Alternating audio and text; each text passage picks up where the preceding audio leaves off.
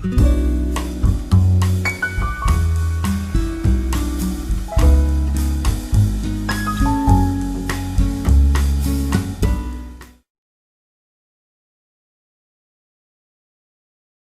everybody.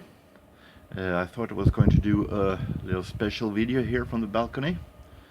I find it very interesting how life changes your musical taste. Normally, if you find a friend or something like that who if, like me, like I like 80s synth pop music and you meet a friend who you thought was enjoying the same music once, now saying after 15 years that, well, I don't listen to that kind of stuff that much anymore. I've grown away from that, and I feel a little bit disappointed because I felt like, hey, I thought we could discuss this music, that I had a musical friend that actually liked the same music as I did, and some points it feels like if you grow, the more you grow, the more you're expected to change your musical taste, and I always thought that was a bull, because I might develop new musical tastes, but that it has something to do with age rather than actually I've been listening more and more to stuff and realize that, hey, this is actually better than I expected. I didn't believe in, and I don't know. Of course, I have never abandoned the musical genre that I started to like. I still like 80s. I still like synth pop as I did back then. It's only that my musical taste has been a whole lot wider through the years. But there are some certain genres and certain artists that makes you wonder, does this have anything to do with age? Or has my musical taste just changed? So I thought I was going to do a little video where I show 10 artists that 20-25 years ago I would never ever find myself owning stuff like this, owning records like this with this artist. And now today I changed my mind, so all of a sudden I do. So here are 10 artists that actually have changed for me, my opinions through the years. Starting off with a band that I previously said that they were very overrated. If it's gone, if I take 1994 as some kind of a limit, that to comparison. Back then, I'm most overall listened to 80s. I listened to jazz. I listened to soul music from the 80s, and some various things on the radio, that modern music that actually was really good. But 1994, me actually listening to this band, owning an album with this band, I said, no, this is stuff that is overrated 70s stuff, totally uninteresting. I thought that one of their songs, Dreadlocks Holiday, was awful, still do actually, but I thought that Tencc was actually overrated. I would never see myself owning an album with them. Then, all of a sudden, 20 years later, I'm owning Bloody Tourists. I'm owning actually all of their 70s and 80s catalog. And I like them very much. They are so magnificent, talented when it comes to finding new ways to create melodies and innovative ways to create music. So example number 1.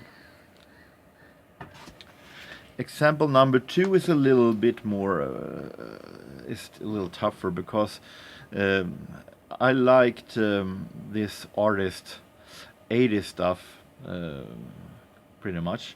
However, back then in 1994, everybody was the 80s overall was something that you was expected to spit on, but I didn't. When everybody said that this artist 80s stuff was so much garbage, that the 70s it was better in the past, I would say it's past music. What was so I didn't understand it one bit. It was sounding so weird in some form. So I would never find myself owning. Back then, I would never find myself one day owning an older album with David Bowie. That I owned Let's Dance. Okay, I loved Absolute Beginners. I thought that was still think that is his best song actually. But owning stuff like Ziggy Stardust. No way. I thought this was weird. I thought this was boring. It's not my cup of tea at all. Today I think this is maybe the best album, my favorite album by David Bowie. Not to mention Station to Station. Not to mention Space Oddity.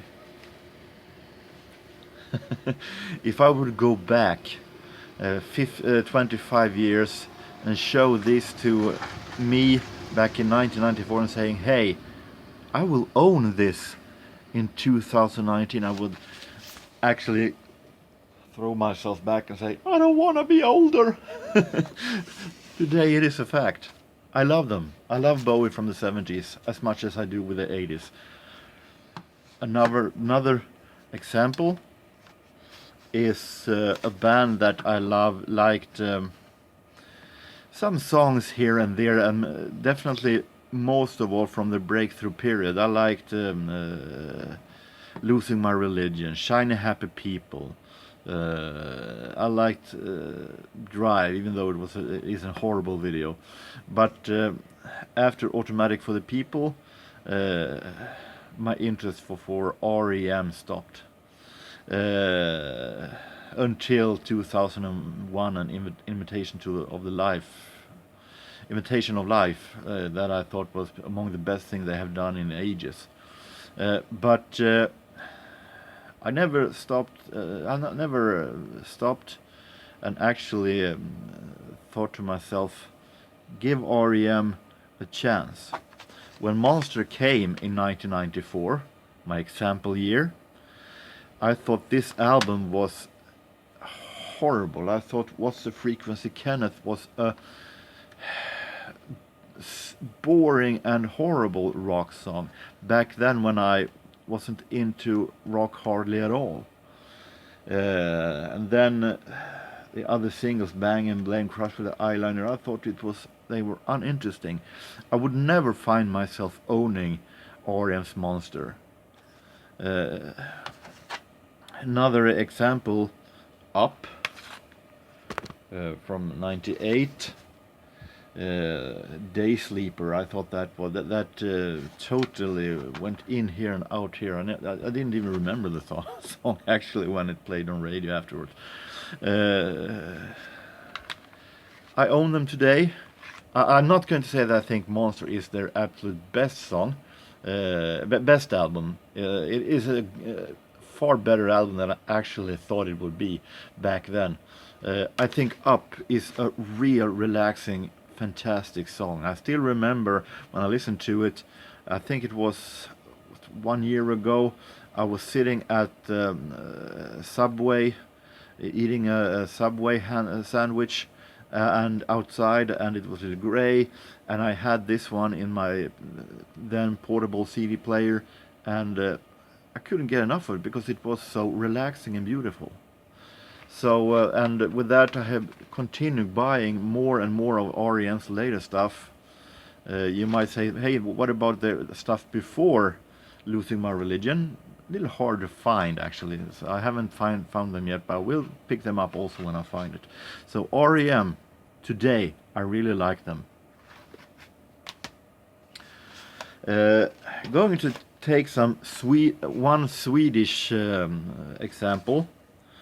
This one is a bit harder to have 94 as an example, because this artist didn't make albums in 1994. But this Swedish artist, when he became big in the beginning of the 00s, I thought he was dreadfully boring. And I'm talking about Swedish singer-songwriter Lars Winnerbäck. He was a singer-songwriter that had his first songs I thought was pretty good, but then he became dreadfully stale with songs that was songs and lyrics that was very much confusing, that I didn't understand one bit, and I thought to myself, well, I would never own an album with Lars Winnerbäck. And then, thanks to a colleague at work who gave me a chance to listen more to a greatest hits album with Lars Winnerbäck, I realized that, hey, this is actually really good, better than I expected. This isn't bad at all. And all of a sudden I found myself liking the songs that I had disliked with this artist for years, like the ballad Elegy, that I thought was boring as hell, but today I think it's a fantastic song. So today I'm trying to catch up and get as much Lars Winnerbäck albums as I can. I think this is the artist from the 00s that's made the biggest travel in quality for me. Of course, there are jazz artists that I never would find myself like if it had been 25 years ago. The jazz I liked, if you return to my example year in 1994, the jazz I liked back then was classic jazz. Anything from after 1955 was more or less banned if it wasn't very exceptional cases. But through the years I have learned, I guess thanks to UVC among others, some more modern musicians that I was pretty wrong about. I don't think I will ever go that far that I like free jazz, avant-garde jazz and so on. But listening to Art Blake and the Jazz Messengers was never was something I would never see myself do 25 years ago. As also, I thought that Dave Brubeck was pretty much uninteresting. I haven't barely listened that much to Dave Brubeck, but I heard some few modern recordings that I thought it was way too modern for me. I wanted the classic ones: Teddy Wilson, Oscar Peterson, Errol Garner, Bud Powell, and so on. But Dave Brubeck, no.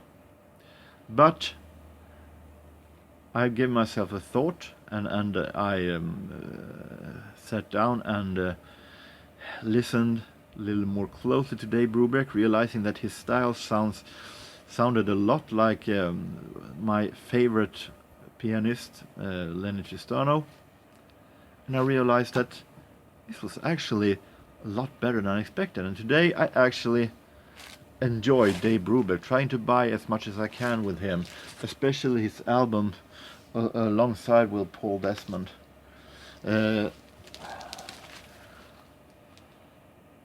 How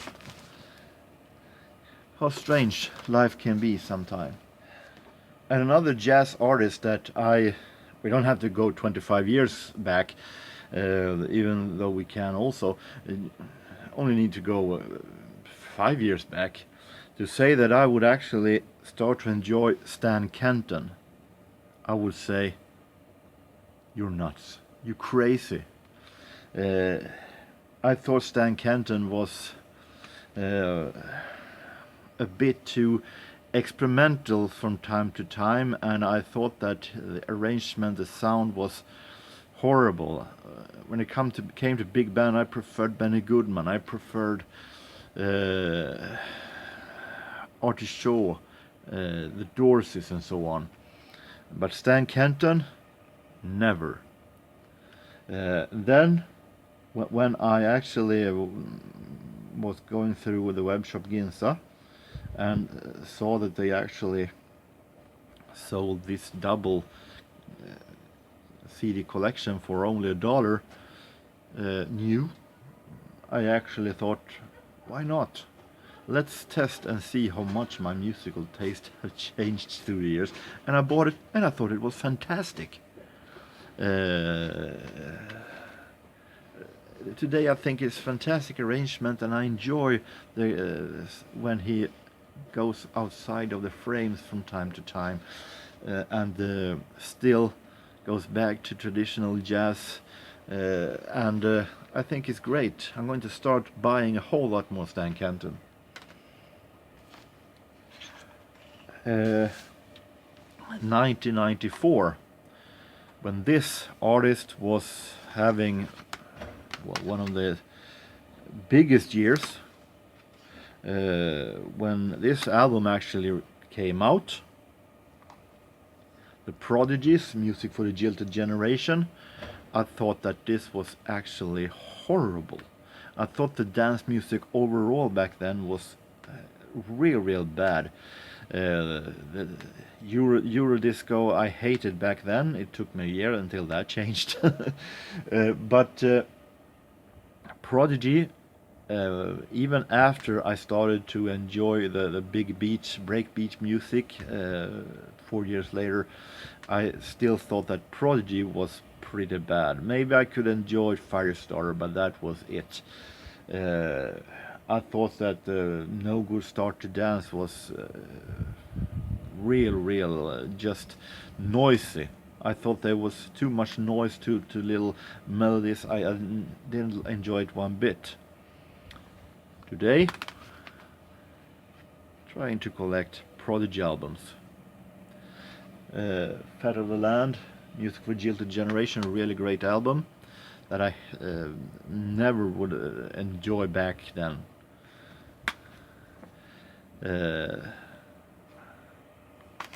Today, I really like Prodigy. Rest in peace, Keith Flint. And let's go back to the 70s. Me enjoying that kind of a jazz, rock, funk style from the 70s. I thought that was a sham. I thought that was really nothing for me. I thought that was really it was stale, and it had nothing to do with either jazz or soul or anything like that I actually liked separate. But to say that I would like Blood, Sweat and Tears, never. I thought that was really uninteresting.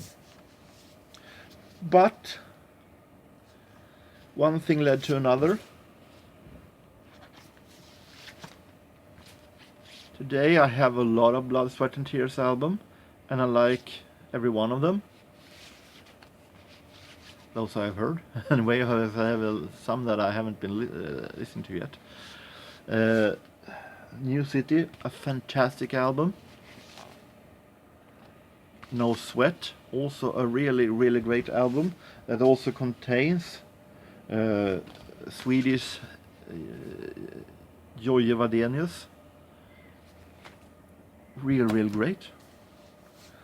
The same goes with a band that actually in 2000 and see if I'm not saying wrong here, I think they were here in 2011 and played on the sports arena down in the city, and everybody was hyping that in radio, everything, and I remember I worked Saturday at thrift store Myrorna back then, and me and the girl that I worked with, we both said that this is definitely overrated, and they had commercial for this Eagles concert over and over again in the radio, and we both said never, we won't go on that. If this would have been today, I would most likely have been trying to buy a ticket myself. Because today I enjoy the Hotel California album, even though I think that the song itself is very much overplayed. But I like it anyway. This is an album that I got, that I had long back, even when I didn't listen to the Eagles. I had them for one song only that I actually had liked, Heartache Tonight, but the rest of the album was real bad. Then when I started to listen to the 70s, I decided to keep this one in the collection, and today I really like the Eagles. And my final example might come as a surprise for many who knows what I'm listening to today. But if you go now back to 1987, when Randy Crawford had her hit Almas, her biggest hit here in Sweden, I thought that song was so boring. And of course in 1987 I was only 13 years old, 12, 13 years old, and still a synth popper, a synthesizer guy in heart, and liked everything with disco and synth pop. To have a ballad with someone singing with a piano, with a song that have barely a interesting melody, as I thought back then, never. However, I start to realize that Randy Crawford has one of the best voices I have ever heard. I started listening more to her, realizing that this might be one of my absolute favorite voices. Realizing that the rest of the catalog was so smooth, so fantastic, real relaxing. And today I have complete Randy Crawford from the 70s and the 80s. The 90s I haven't been able to find that much of yet, or her later stuff. Today I think this is definitely one of my absolute favorite soul singers of all time. If I would say that back in 1987, that hey, you will think that Randy Crawford, when you're 44, will be one of your the absolute best singers ever, I would look strange to myself. So it's extremely interesting to see how life changes you, and that is why I'm starting to get a little bit scared of the future. Does that mean that 10 years from now that I will sit and actually, because I've always been a reactor, a late reactor, which also can be a reason for this, but doesn't have to be age. But does that mean that in 10 years from now I will sit and say that in front of the camera and say that, hey, I was wrong about Justin Timberlake. I was wrong about Justin Bieber. I think they actually are really great artists. Hey, I think that Taylor Swift's album 1989 is the best album ever made. When I'm saying this today, I'm thinking that this sounds so laughable. It sounds so never. I hate today these artists. Well, Taylor Swift have made one song great, but I think never I would say that these artists are fantastic, are great. But is that the future? If I'm reacting this late, no one knows. I hope that you have enjoyed my walk through 10 artists that I have drastically changed my opinion about through the years. So until next time, I hope that everyone has a real nice time, no matter where you are, no matter what you do, no matter what kind of summer you have. So take care and so long.